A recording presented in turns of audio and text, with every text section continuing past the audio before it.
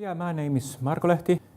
Come from the University of Tampere on Tampere Peace Research Institute. I'm a peace researcher and kind of my disciplinary background is in history studies. So even if I've been in recent years more concentrating on peace mediation, peace building, conflict resolution, I'm also try to combine with my earlier background with the connective, with the use of history, memory politics, with this conflict resolution context, and that's why I'm kind of be a little bit talk and apply to this context.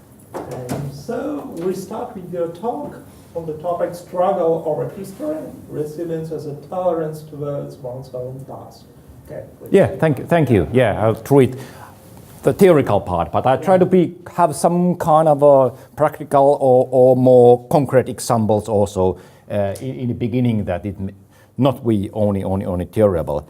But let's start with the main points, and where I try to explain it further on why I come on these conclusions. So that the 4 main points are: the right to determine history is usually part of a conflict and is used as a means of justifying specific actions and for repulsing a larger group, but also for creating conception of enemy. That's important.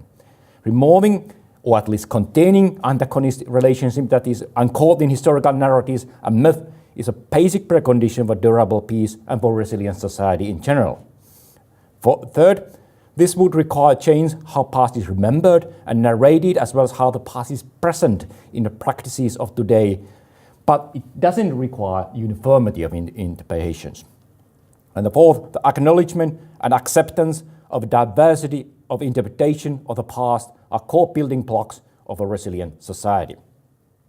And even I'm used to think about this kind of talking about the historical narratives in very kind of violent conflict frameworks or in post-conflict framework. I think it matters also when we go a little bit beyond and think about the conflict in a more general term, or also think about the resilient society, what is required for the society to be resilient against any kind of provocation. I think this is make it more important and significant also in the Baltic, and I know as well in the Nordic context. But if you started with explaining a little bit about what I mean with the historical narratives here.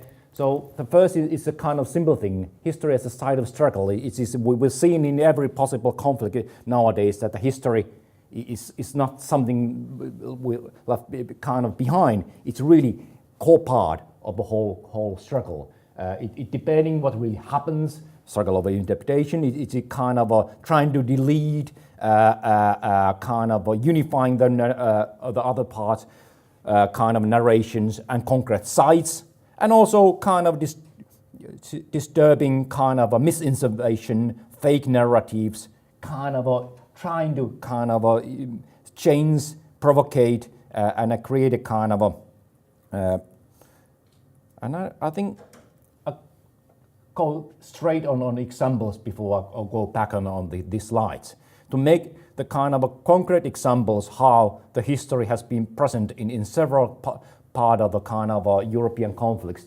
from 90s onwards and in really several kind of conflicts. These pictures are taken from the Bosnian War. You still remember that in 90s or have some influences.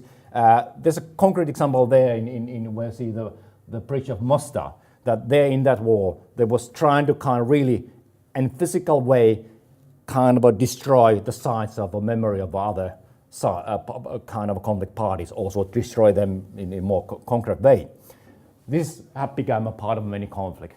But this is images which is shown an image of a Serb kind of a soldier in war using the Second World War Chechnik uniform. Is showing how all this is always blurred. Sometimes interpreted that there was a kind of clear continuation of Second World War experiences and that was carried on by the generation. But in practice, it was because there was in Serbia a boom of war movies in 1980s. And most of these paramilitaries who used Chechnik uniforms copied all these uniforms from these movies, not from their grandparents. So the use of history is quite tricky issue.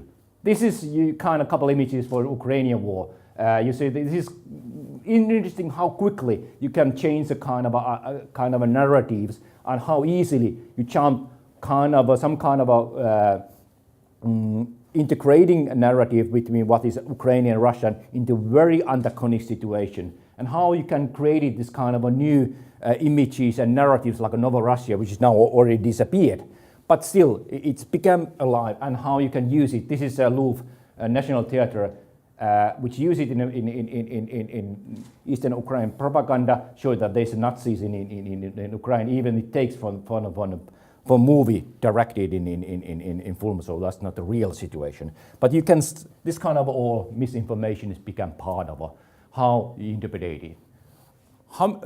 Are you all from Estonians, or are there those who are from Estonia quite familiar with these images?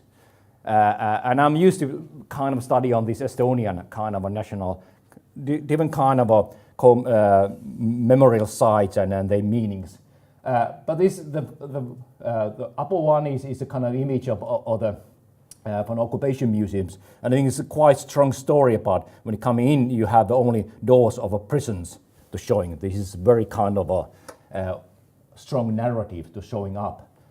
The Freedom Cross, you all know, if you don't, it's very close to here, and we come to images of the 1970s quite soon. I think this is still, if it's not 1970s, it's talking about 1919 images, but it's one way of simplifying historical complexity of a very violent, very chaotic era. And it's interesting how especially the story which is told behind it's how it reflecting the things that everything is like East-West battle at that time, when everything is in practice was very complex.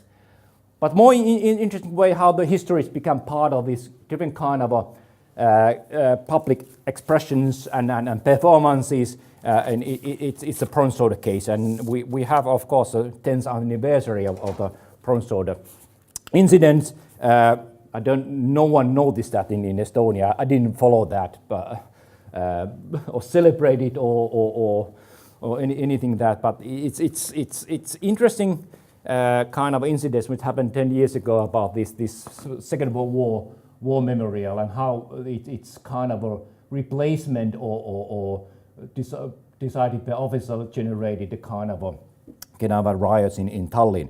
But it's also interesting how with the one quite ugly kind of a memorial was attached so many kind of strong emotional kind of a historical narratives. For one side, it's a representative of pressure from the Estonian national narrative, representing the whole Soviet occupation.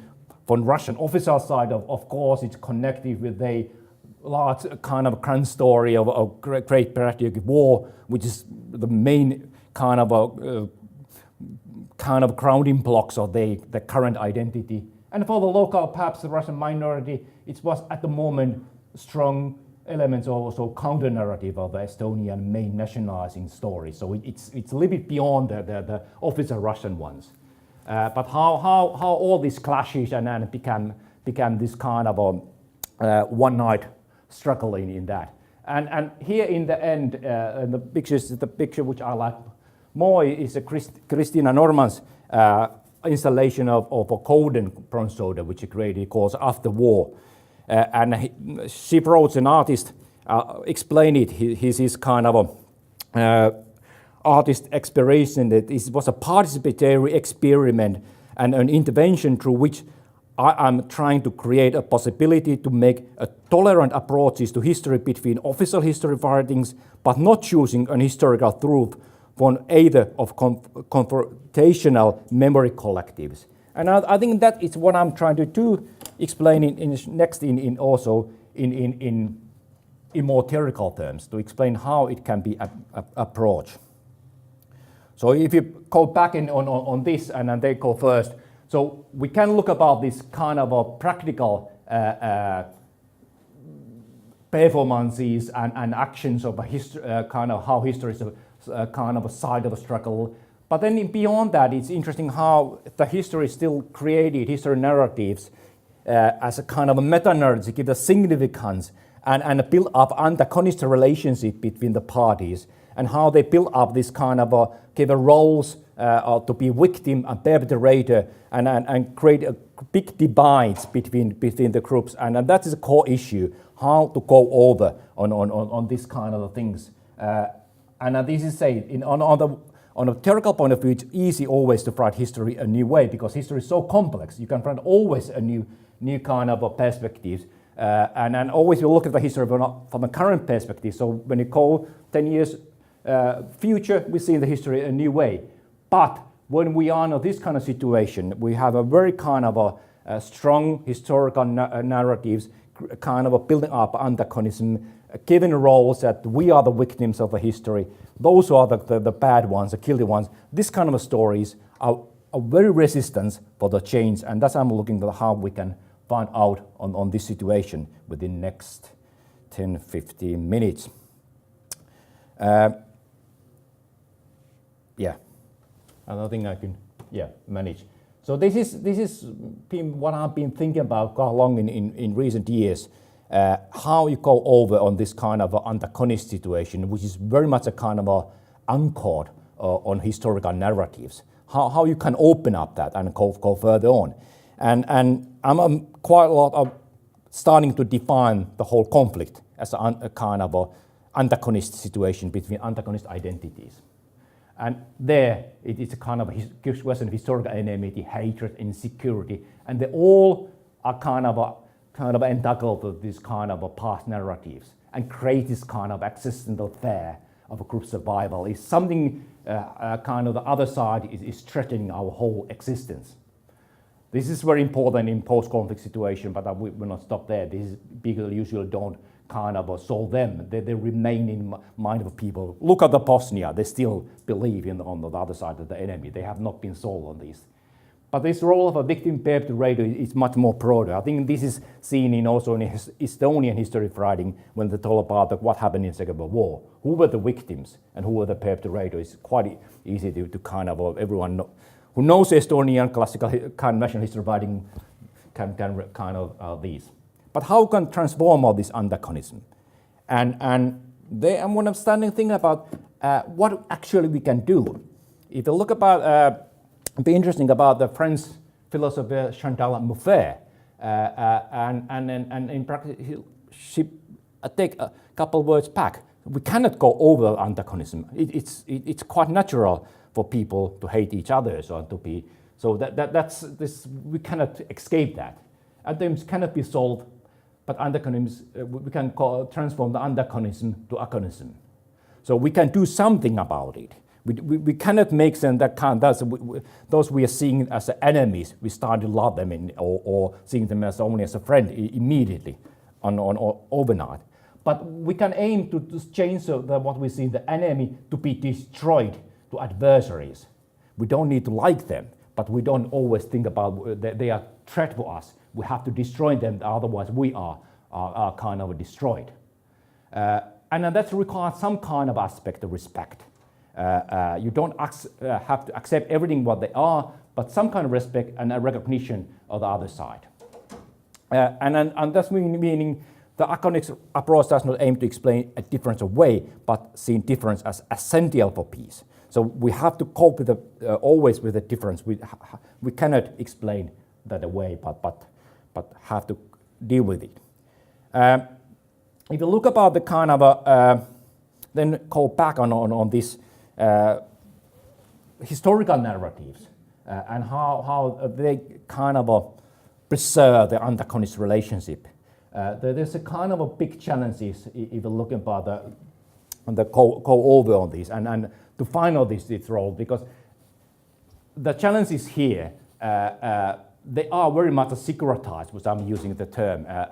So meaning that it's the community trying to kind of because seen as an issue of existential threat.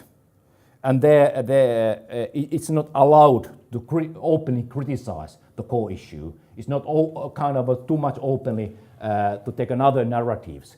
And it's always kind of explain it that the other side don't understand us. We have to explain it better. They don't kind of, we are misunderstood by others. We have to make our kind of interpretation to be understood. And then go over on this situation and to kind of allowed a diversity to prevail is a kind of a big issue because it's seen really as a kind of a threat of the whole community existing. And in many sense, in a very bad conflict situation, this is really important because if you look about, for example, Palestine-Israel conflict, it's really the conflict which gave the kind of a meanings for the identities. Without the conflict, they lose the core issue, how they define what they are. And in this kind of things, the making peace is suddenly a kind of a threat for the thing. And that's why it's quite difficult to open up these narratives, especially in violent conflict situation, but why not in elsewhere? But I suggested a couple issues where you can take. The kind of a step is always a small one. You cannot change the whole kind of narratives, how the community kind of define their kind of being and where they come from, they're going on in as a totally. You have to start with small issues. But the two things which I'm saying is important. The one thing is change how the past is dominating your present thinking and the kind of change the horizons of the thinking. Change from horizon of the past to change the horizon of the future. Quite often in kind of post-conflict situation, it is like the Prager says, traumatic memory follows the present as it were the past. It's the reviving of past experiences rather than remembering of them. So the some traumatic experiences are always kind of influencing how you're seeing the current and the future. So for example, in Koen the Bosnia.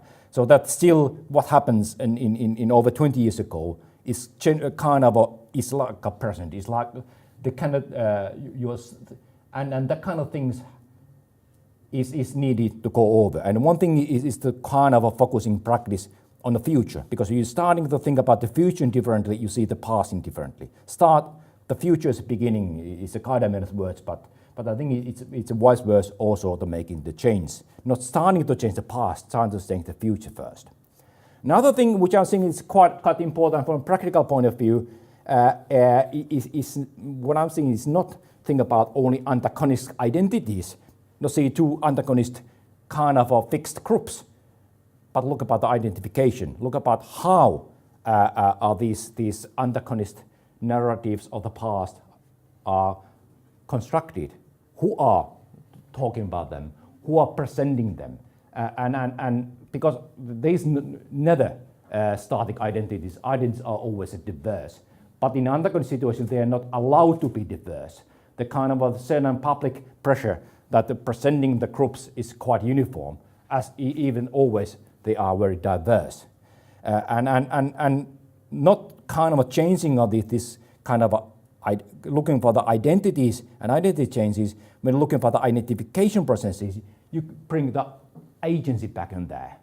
You kind of look about who are the kind of those who are narrating these narratives of hate, who are kind of, what are the important performances, practices of presenting the history, what are the symbols, the rituals through which the kind of people are participating on or commemorating certain things, and how the people are become a part of history. And it's much easy to kind of copy the historical and make the change if you started to change on this issue. And I think I'm referring to what are the examples I have earlier. So that's why, for example, in Bronsoido case, this Christina Norman's artist's installation of a Coden Bronsoido is important kind of interventions in that, because it's changing this kind of very antagonist situation and showing that yes, there's other ways to go beyond this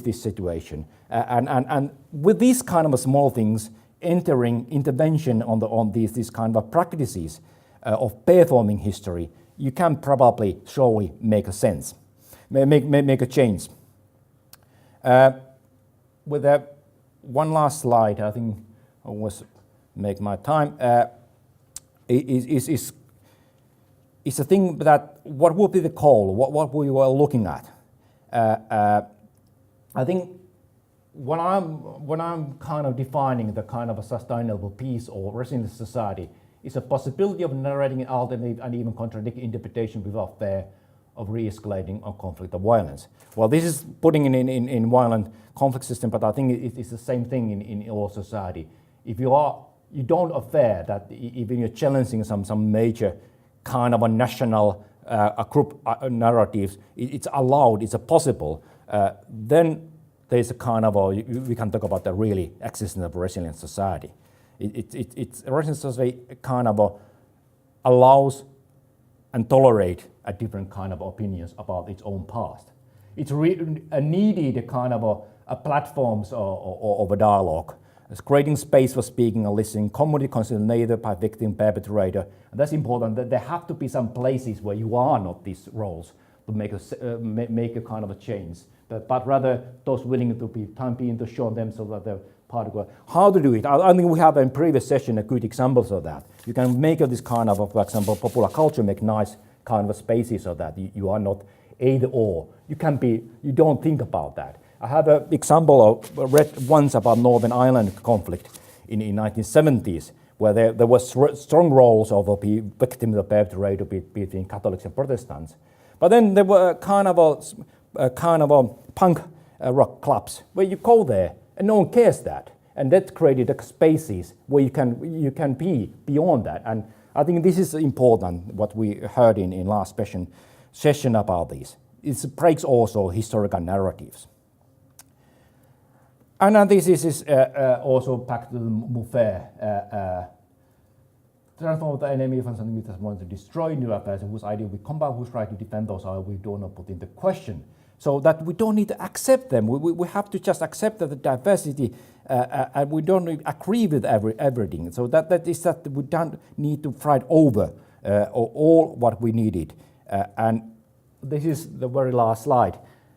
What I think, how it make the sense also in a Finnish, Estonian, Nordic, whatever context, we think about going a little bit beyond from conflict transformation to resilient society or resilience building, that is needed in any kind of a society, is very much with dealing with the diversity of groups, coming from have a different background. And here, if resilience is referring to ability of individuals, communities, countries, or regions to anticipate and manage risk, as well as to respond to cope with the recover and transform from shocks. I think this ability to cope with one's own kind of diversity of one's own past is a core issue to have this resilience. And in all situations where you started, always the struggle of the truthfulness of your own historical interpretation, and this is the one and only right interpretation, you are going on antagonist directions. And then you're playing that game. But it's more or less that you more easily tolerate the kind of diversity. What are the limits? I don't know. But it can be turned also other way around, so that it's also from security point of view. I think from an Estonian point of view, it's really kind of important. And I think this is already taking place, that the Estonian narratives to national history canon would increase inclusiveness and resilience of political society in general.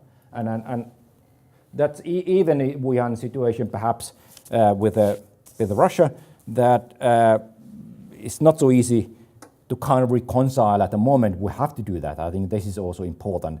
But it's make it easier also to cope with this kind of bigger challenges if the society is more able to talk, to kind of tolerate the diversity, historical narrations.